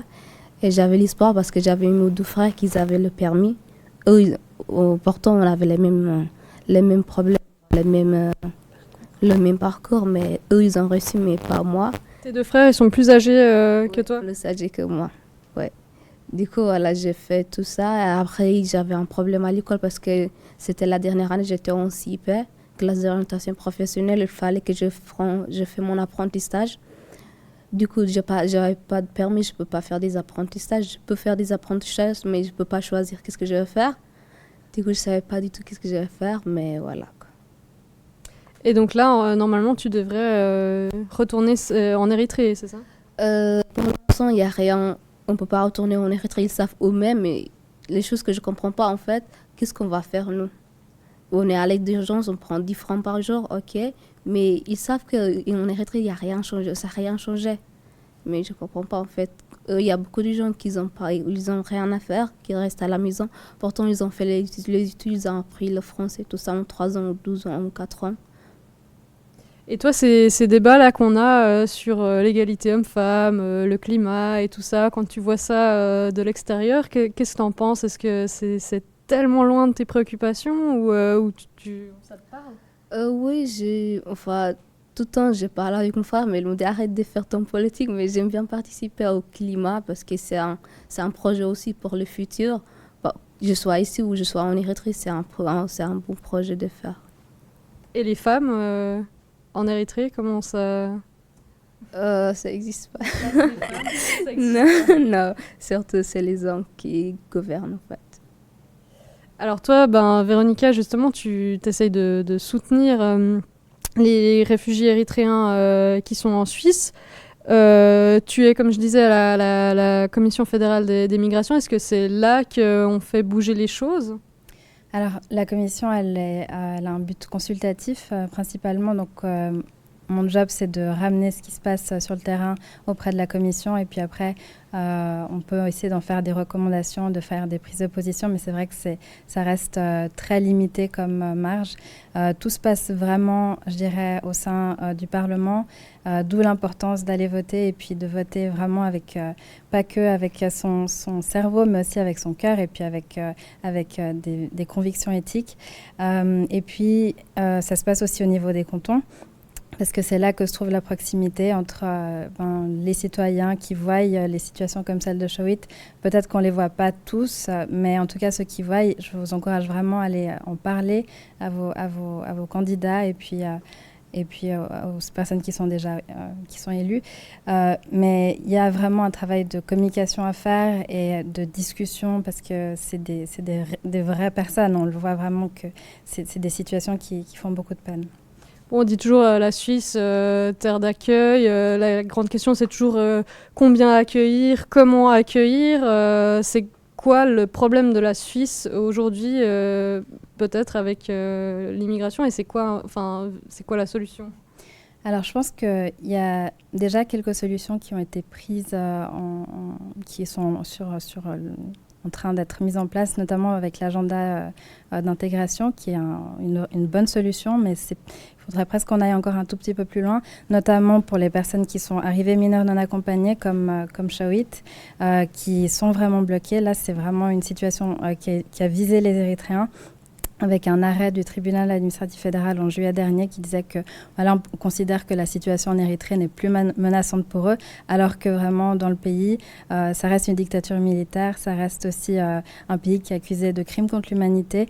Donc il y a de sérieux problèmes. On ne peut pas retourner des personnes sachant qu'on n'a pas de garantie qu'elles iront bien, qu'elles seront saines et sauves sur place. Alors sans peut-être forcément parler du cas particulier, mais je pense que là on aimerait quand même bien entendre les politiques sur les questions de comment on accueille, combien, c'est une thématique des réactions. Presque éternelle, qui accueillir, combien, dans quelles conditions. J'aurais envie de me tourner d'abord vers l'UDC, mais on ne va pas le faire comme ça cette fois, on va faire un peu autrement. Denise Gemesio, selon toi, comment on fait ? À mon sens, quoi qu'il arrive, il faudrait accueillir plus de personnes aussi. On voit la situation qu'il y a en Italie, en Espagne. C'est quelque chose qui est plus gérable au niveau de l'Europe. On est quand même en lien avec l'Europe, on est au centre de l'Europe. Donc on se doit, en tant que terre d'accueil, justement, d'accueillir des gens supplémentaires. Après, justement, si c'est pour renvoyer les gens chez eux dans un pays qui n'est pas stable, il n'y a aucun sens. Au final, on doit soutenir aussi les associations d'intégration, trouver des solutions de façon à ce qu'on puisse aussi garder les personnes plus longtemps et puis, justement, avoir cette continuité-là. Donc, pour moi, quelqu'un qui vient de l'étranger aussi, ça apporte quelque chose à la Suisse aussi. Tout le monde peut y gagner. Donc, à mon sens, voilà. Je me tourne vers toi, Romain de Sainte-Marie. On reproche souvent au PS d'être un peu angélique sur le sujet. Tes réponses à ça, qui accueillir, comment et à quelles conditions ? Peut-être que des fois, c'est pas si mal d'être un petit peu angélique, peut-être justement d'être un peu idéaliste. Moi, il y a des propos que j'ai entendus qui m'ont fait plaisir là, c'est-à-dire voter avec le cœur. Peut-être qu'il y a des moments où il faut aussi un peu voter avec le cœur, il faut penser avec le cœur. La Suisse, on se venge tout le temps d'être un pays justement à tradition humanitaire, d'accueil. Mais j'attends qu'on le prouve. J'attends qu'aujourd'hui, la Suisse arrête de se cacher derrière les accords Dublin pour dire non, mais c'est pas à nous d'accueillir parce qu'il faut que le réfugié retourne dans le premier pays européen dans lequel il est arrivé. Non, il y a un moment, il va falloir assumer ces traditions humanitaires-là. À Genève, on a beaucoup d'organisations internationales. On a le Haut Commissariat aux réfugiés qui est ici. On a quand même la Croix-Rouge qui est suisse. On a cette tradition-là. Appliquons-la, bon sang. Vraiment, c'est le moment de le faire. Et en effet, d'aller voter avec le cœur et de se dire, ces gens-là, nous sommes humains. Ils sont dans des conditions mais dramatiques. Ils sont véritablement en danger de mort. Donc, on n'a pas, au bout d'un moment, à réfléchir et à se dire, est-ce qu'on les accueille ou non ? Non, on les accueille. A priori, du coup, est-ce qu'on vote avec le cœur, John ? C'est ça qu'on fait dans 3 semaines ? Mais chacun doit voter avec son cœur, ça c'est juste. Mais après, il faut quand même être prudent avec l'immigration aussi. Hein. L'UDC, c'est clair, c'est toujours un petit peu battu pour une immigration. On a vu qu'on a voté le 9 février 2014 pour limiter une immigration de masse. Ça n'a pas été mis en application par les chambres. Aujourd'hui, on voit que dans l'année prochaine, une initiative pourrait ressortir pour une autre initiative, mais du genre. Donc il y a des choses qu'il faut faire attention. Aujourd'hui, on a parlé de climat, on a parlé de beaucoup de choses. Alors c'est vrai qu'on aurait tendance à nous dire arrêtez de tout mélanger, le climat avec la population. Mais quand même, on a aujourd'hui des routes qui sont saturées, on a des transports publics qui sont saturés, on a une capacité en Suisse pour combien d'habitants? À la vitesse où on y va aujourd'hui, on sera à 10 millions très rapidement. Donc aujourd'hui, on n'arrive déjà plus à nourrir notre population. Là, moi, je suis agriculteur. On veut toujours plus extensifier, on veut toujours plus limiter les choses, mais à un moment donné, il faut faire. Mais je voudrais juste rebondir sur une chose. C'est intéressant. Je reviendrai. Ah, sinon Loi va se fâcher, hein, c'est comme ça, John. Je voulais faire rebondir Florent Morisot sur la question est-ce qu'on peut localement nourrir une quantité de population indéterminée en Suisse? Ça doit être aussi une question des Verts, ça. Mais je crois déjà qu'il faut remettre un petit peu les choses dans leur contexte. Aujourd'hui, quand on entend les mots immigration de masse, ça vient de populisme qui nous viennent d'une droite et c'est un petit peu dépassé par rapport aux chiffres actuels. En 2018, 15 255 personnes ont déposé une demande d'asile en Suisse. C'est le taux le plus bas de ces 10 dernières années. Et quand on voit qu'aujourd'hui on peut encore se vanter de mener une politique d'asile qui soit humanitaire, qu'on peut parler de la Suisse comme une terre d'accueil, je pense qu'il faut regarder un petit peu plus en détail notre politique d'asile, nos lois en la matière. Et puis, comme ça a été mentionné précédemment, il y a le cas de l'Érythrée. On a une délégation du Conseil national et du Conseil des États qui s'est rendue en Érythrée. C'était une véritable supercherie. Ils ont visité ce que le gouvernement dictatorial érythréen leur a montré. L'émission Temps Présent, on a d'ailleurs fait un reportage plus tard pour montrer qu'est-ce qui se passait réellement en Érythrée. On a également mentionné la question de l'aide d'urgence. Aujourd'hui, en Suisse, on a des personnes qui sont bénéficiaires de prestations d'aide sociale, qui garantit donc un minimum vital.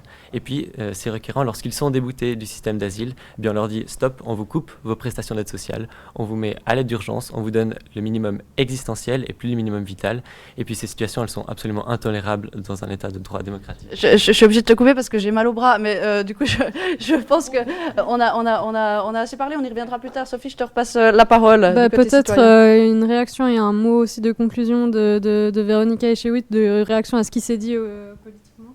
Oui, alors je rejoins aussi Florent, je crois.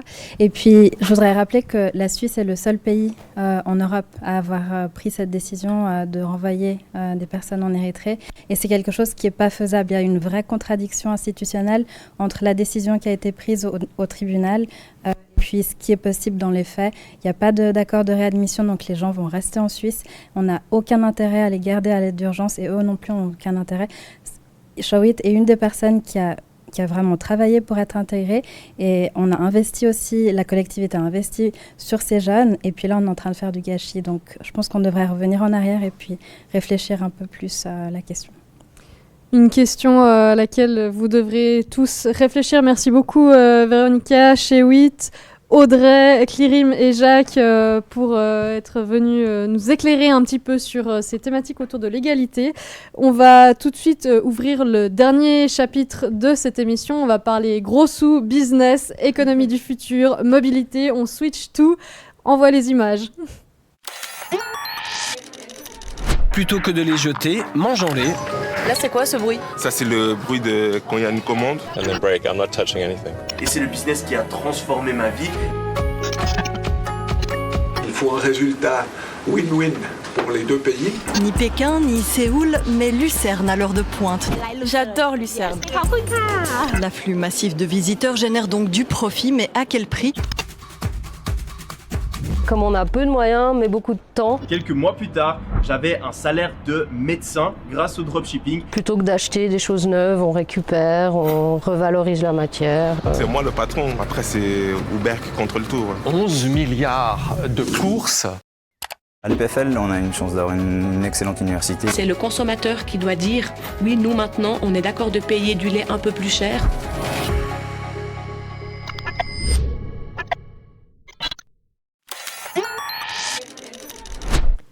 Alors avant de retrouver Anne et Bérénice, j'aimerais quand même d'abord vous emmener faire un petit tour dans les coulisses du côté de la régie.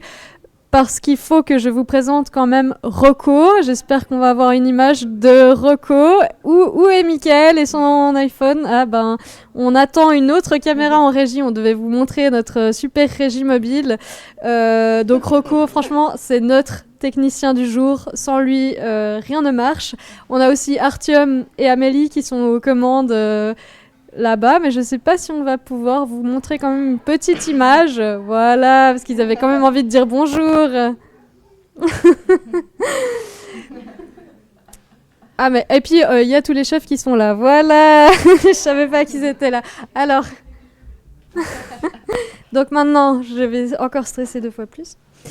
Donc, merci pour ce petit tour en régie. Non, c'était important de vous les montrer parce que vraiment, sans eux, il se passe rien devant les caméras. Donc voilà, merci vraiment à tous les gens qui ont participé de près ou de loin à mettre sur pied cette émission d'un nouveau genre. Alors, je me tourne. Ah voilà, j'arrive à la fin, je peux plus. Vers Anne et Bérénice. Présentez-vous peut-être directement, ce sera plus simple, ça m'évite de bafouiller. Bonjour, Anne Mélano, j'ai 30 ans, je suis ingénieure civile de formation, entrepreneuse, j'ai monté ma start-up il y a 5 ans maintenant et aussi maman. Voilà, on va parler gros sous. Alors, j'aimerais te poser une question. Qu'est-ce que tu as acheté de plus cher dans ta vie? Alors, malheureusement, peut-être aujourd'hui, ma voiture. Bérénice, on commence par la question et tu te présentes après. Ça, t'as pas le temps de réfléchir. Je pense qu'un ordinateur. Justement, je suis Bérénice et je viens de commencer des études en études du tourisme. Et donc, l'ordinateur, c'est mon investissement le plus cher, mais aussi l'objet que j'emporte partout. Donc, voilà. Oui, parce qu'on va parler mobilité, économie, mais justement tourisme aussi, parce qu'en Suisse, l'industrie du tourisme, c'est quand même très important. Mais d'abord, je vais me tourner vers toi, peut-être, Anne. On l'a déjà un peu évoqué tout à l'heure, mais c'est quand même une question qui revient assez souvent.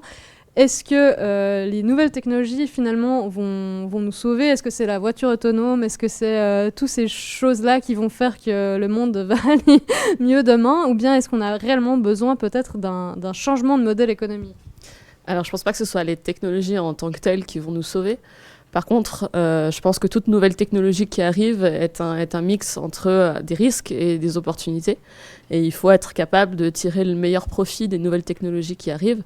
Et on parlait de véhicules autonomes, je pense que c'est un grand changement qui va arriver. Mais si le changement, c'est simplement de dire on va remplacer nos véhicules individuels d'aujourd'hui par demain des véhicules individuels autonomes, on n'aura pratiquement rien gagné.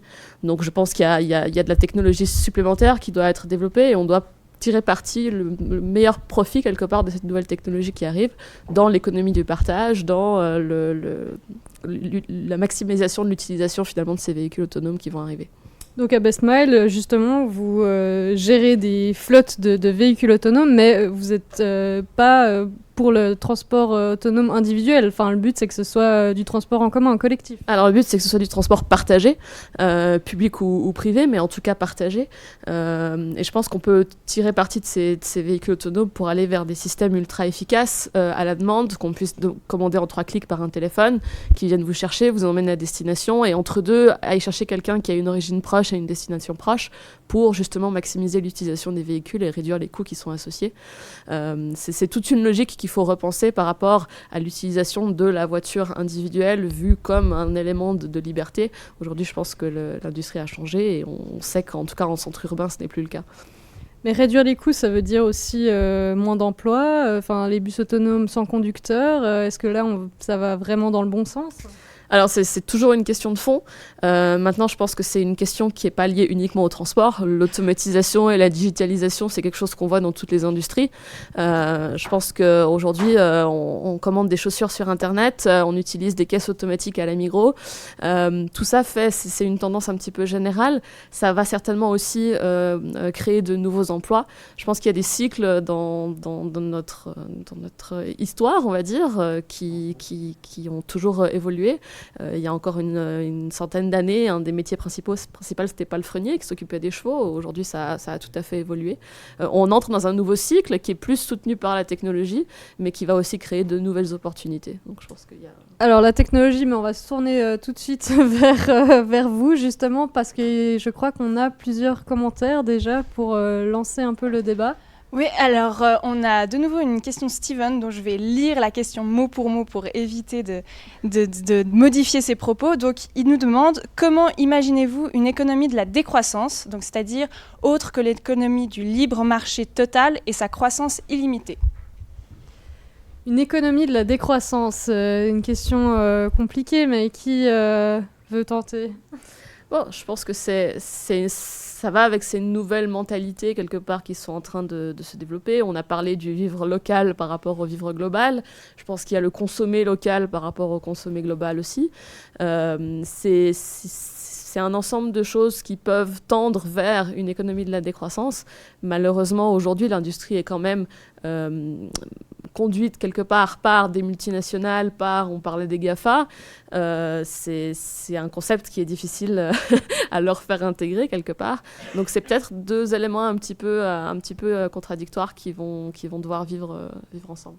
On va revenir vers toi tout à l'heure, Bérénice, mais je pense qu'on aimerait quand même bien entendre les politiques. Est-ce que c'est finalement à eux d'imposer ces mesures pour que ça bouge? Ouais, on a l'impression qu'on a un tournant, on n'a jamais été si proche d'un changement de système, ou en tout cas d'une adaptation de système.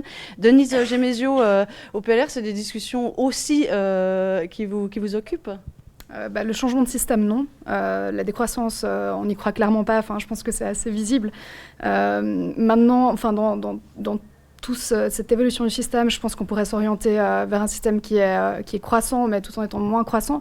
Après, le problème, c'est que maintenant, enfin, les enjeux qu'on a cette année, lesquels... C'est la moins croissance, hein, si on résume. Vous croyez du coup à la moins croissance, un peu un entre deux? De mon point de vue personnel, oui. Après, quels sont les enjeux de cette année, justement? C'est les rentes AVS, par exemple. Une rente AVS qui, finalement... reste stable ou bien diminue, c'est pas quelque chose qu'on imagine. Enfin, il faut de la croissance pour avoir des rentes qui augmentent. Finalement, je vais reprendre les mots de Philippe Nantermo qui est passé à Radio Chalais il y a pas longtemps. Il a expliqué ce que c'était la croissance. Il a dit, on a le produit intérieur brut. Qu'est-ce que c'est? C'est les revenus et les rentes annuelles. Qu'est-ce que c'est la croissance? C'est l'augmentation de ceux-ci.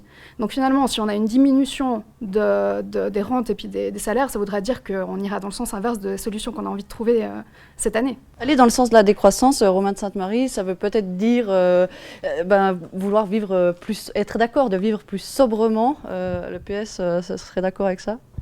Je pense qu'en fait, c'est une façon de vivre différente. C'était le sujet avant, c'est-à-dire c'est l'aspect de vivre plus localement, peut-être d'avoir une production locale, d'avoir une consommation locale, et de ne pas toujours avoir la vision de se dire comment est-ce qu'on croître, mais sans avoir la qualité. L'accord avec les pays du Mercosur, par exemple, c'est exactement ça. C'est une vision d'une croissance économique sans avoir les aspects environnementaux, sans avoir les aspects sociaux. Et par rapport à l'aspect, ça c'est vraiment intéressant parce que c'est lié à cet aspect de croissance du financement des retraites. Je pense que c'est l'enjeu pour notre génération justement de se dire mais quelle retraite on va avoir plus tard? Est-ce qu'on mise tout sur un système de croissance et à ce moment-là il faut croître à n'en plus finir, il faut augmenter l'âge de la retraite jusqu'à on ne sait pas où parce que sinon on financera jamais ce système-là, ou est-ce qu'il faut se dire non, on change de système, on finance différemment les retraites, c'est plus sur les salariés, c'est plus sur les employeurs qu'on va financer, c'est sur d'autres types, sur des micro-taxes, sur pourquoi pas les taxes sur les transactions financières, mais c'est changer complètement le système qui aujourd'hui repose que sur la croissance, et on voit que la croissance pour la planète, pour l'humain aussi, elle n'est pas bonne. On vous rend la parole. À vous. Merci. Alors, voiture autonome, on parlait au début de cette discussion. Toi, Bérénice, tu te déplaces comment? Pas mal à vélo, et puis j'ai la chance d'avoir un abonnement général, donc plutôt en transport en commun. Même si le fait d'habiter en Valais, c'est que c'est pas forcément le plus connecté, mais je profite quand même bien de mon abonnement général. Et la mobilité du futur, tu t'imagines dans une voiture autonome? Alors, personnellement, je m'en méfie un peu. Je trouve que c'est très futuriste comme vision et que c'est un peu comme quand on disait en l'an 2000, on aura des voitures qui volent. Pour moi, j'ai un peu l'impression de dire dans 10 ans, on aura tous une voiture sans chauffeur. J'ai un peu l'impression que c'est futuriste. Et voilà, mais j'ai discuté avec Anne, justement, avant l'émission. Et finalement, je me rends compte que ça me paraît un peu plus concret quand même que la voiture qui vole. Mais c'est vrai que j'aurais un peu un problème de confiance. Alors, je crois que la boîte à meux a très bien fonctionné sur ce coup-là. Garance, tu as une question pour nous. Alors ouais, on a une question de Quentin qui s'adresse plus particulièrement aux politiciens et qui demande à quelle hauteur l'État doit aider les entreprises et les startups pour les nouvelles technologies de demain.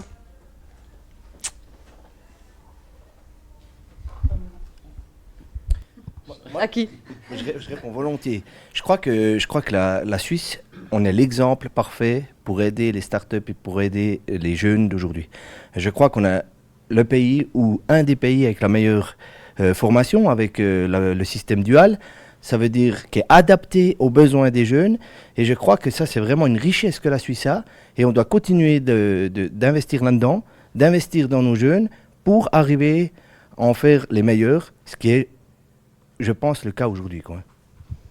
Moi, je pense que l'actualité, je ne sais pas si vous avez suivi, mais il y a eu du hacking de données dans des entreprises, etc., privées, montre que l'État, il doit aussi vraiment s'engager pour pas seulement la technologie, l'innovation.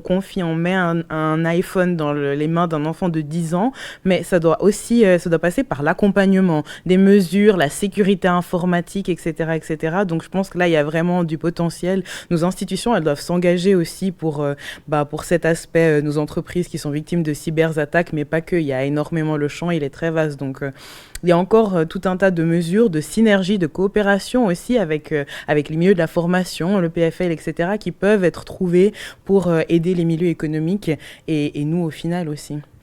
Alors, on va tout de suite rebondir parce que, Anne, toi, tu viens de l'EPFL, tu as fondé ta start-up. Est-ce que la Suisse soutient assez ces start-up ? Je pense qu'on a un écosystème fort. On a suffisamment aussi de startups pour qu'il y ait un bouillonnement qui fait qu'on a des conditions relativement très bonnes pour développer nos entreprises. Alors, il y a toujours des limites. Si on parle de la fiscalité des entrepreneurs et des choses comme ça, le système pourrait aussi s'adapter à ce type de profil.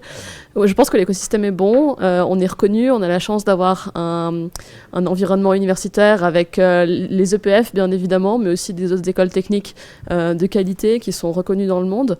Aujourd'hui, on arrive encore à attirer des talents en Suisse, ce qui est quand même un challenge assez important pour les entrepreneurs. Quand vous cherchez quelqu'un qui est ultra spécialisé dans son domaine et que vous lui dites que vous lui demandez de venir vivre à Lausanne, c'est pas la même que si vous souhaitez accueillir quelqu'un à San Francisco ou à Paris. Mais heureusement, on a aussi un cadre de vie qui fait que ça reste attractif pour les gens. Donc je pense qu'on a un écosystème en tout cas qui est propice à... Il reste que vous, quand vous voulez finalement, je dis vous en tant que start-up, lever des fonds, c'est aux États-Unis que ça se passe. Alors, oui, l'écosystème est en train de se construire. En Suisse, on a pas mal de privés fortunés. Donc, nous, par exemple, on a fait notre premier tour de financement avec uniquement des privés. En 2016, on a levé 3,5 millions de francs suisses. Par contre, pour les étapes d'après, où on est allé chercher du capital plus important, on a dû aller se tourner vers des marchés plus internationaux, et en particulier les États-Unis.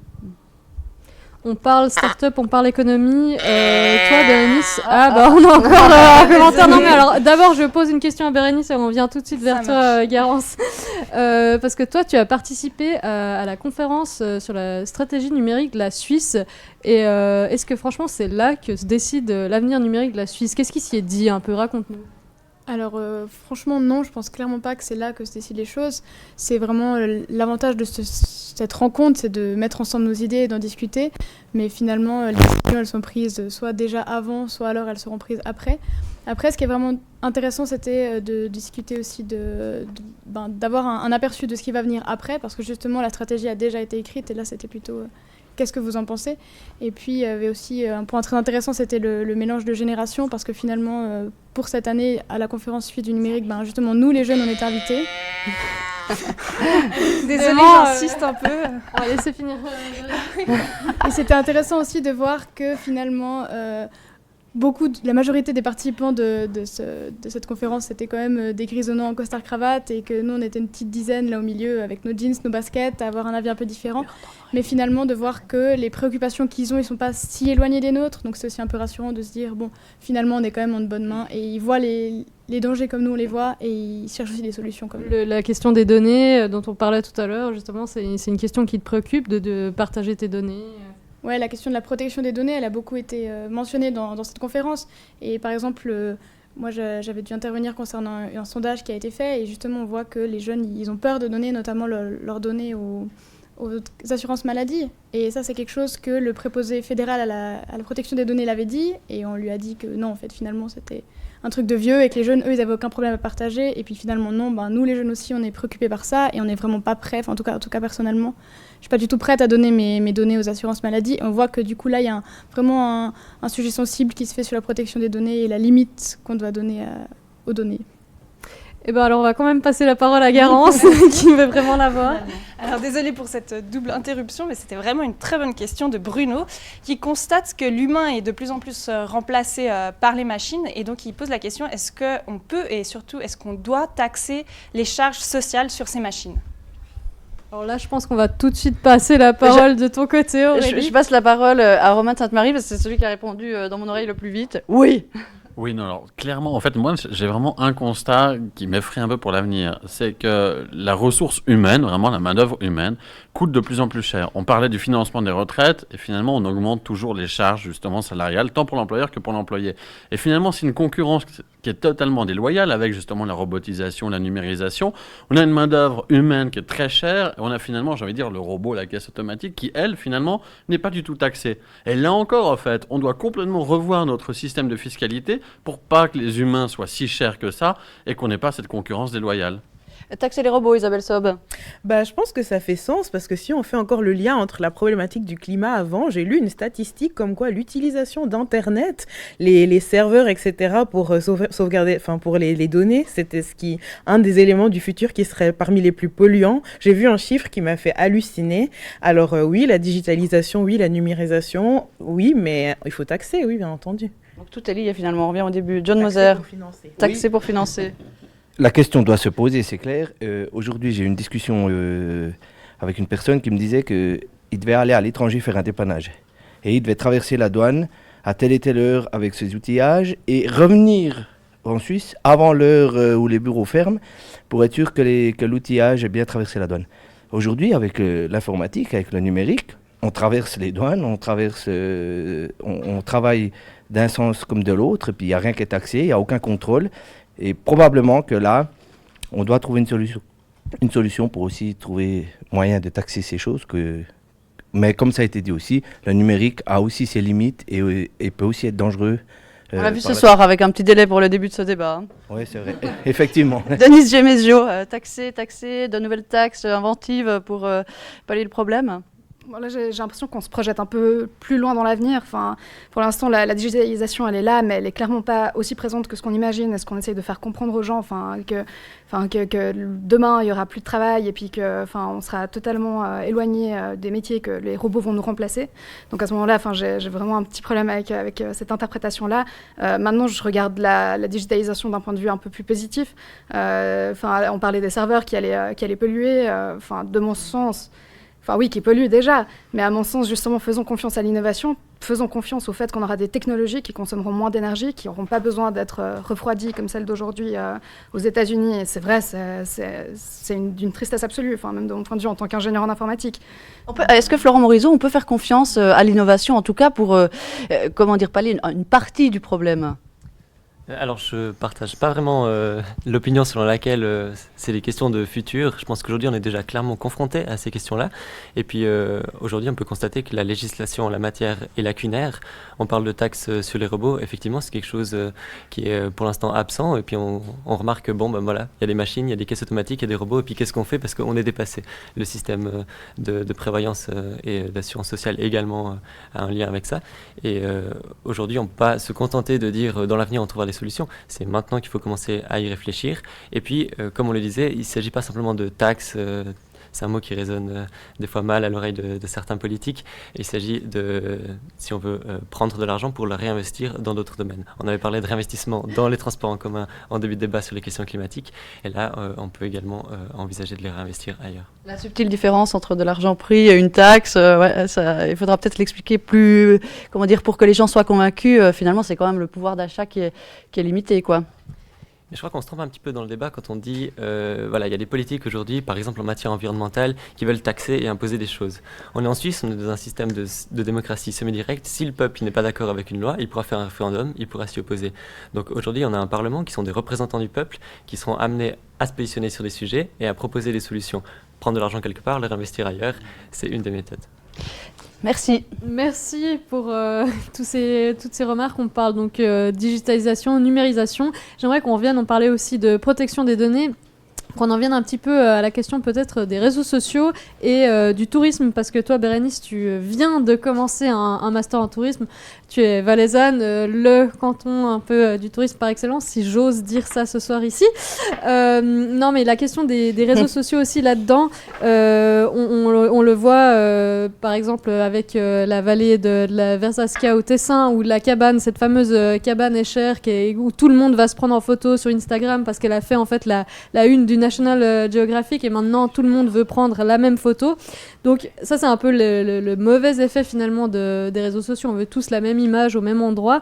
Est-ce que là, pour toi qui est étudiante en tourisme, comment tu vois ça, ce lien entre les réseaux, l'image, les données, le tourisme? Est-ce que les applis, elles peuvent aussi finalement nous aider à être des meilleurs touristes?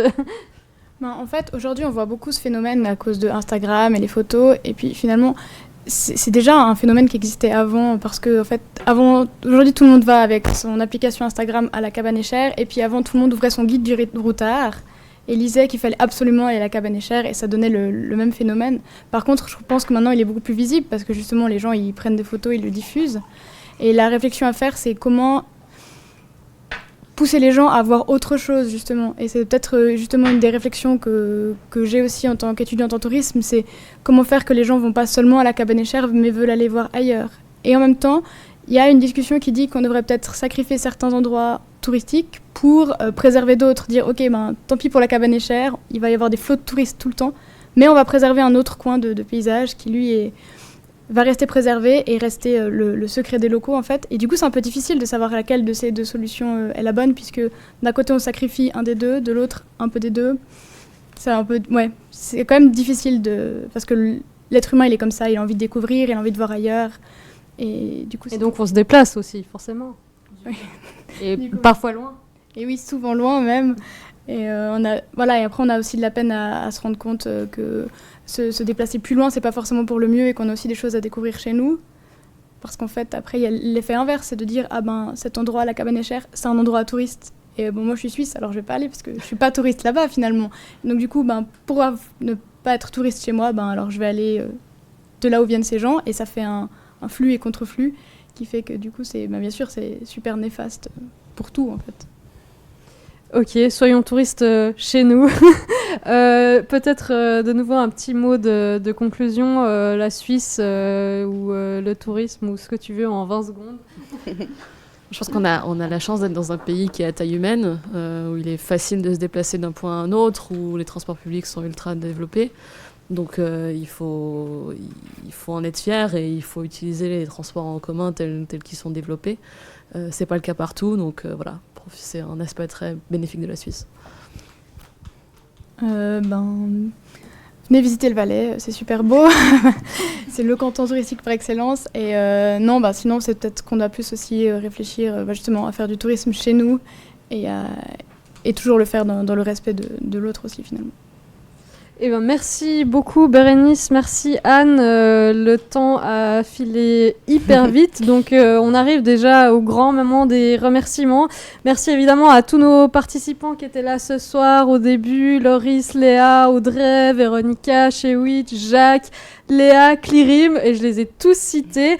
Ce que j'aimerais encore dire, c'est que évidemment on est à moins de 3 semaines des élections fédérales, on a un petit peu tenté de refaire le monde, ou en tout cas la Suisse. Donc si vous avez toujours des questions, des commentaires, vous pouvez continuer à les poser sur notre page. Vous pouvez vous abonner, nous liker. Et puis si vous avez trouvé intéressant le concept de cette émission, c'était un peu une grande première. Il y a évidemment sûrement plein de choses à dire, plein de défauts, mais partagez vos idées, vos commentaires. Et si vous avez une prochaine thématique sociétale dont vous aimeriez traiter, vous aimeriez venir ici sur le plateau, annoncez-vous.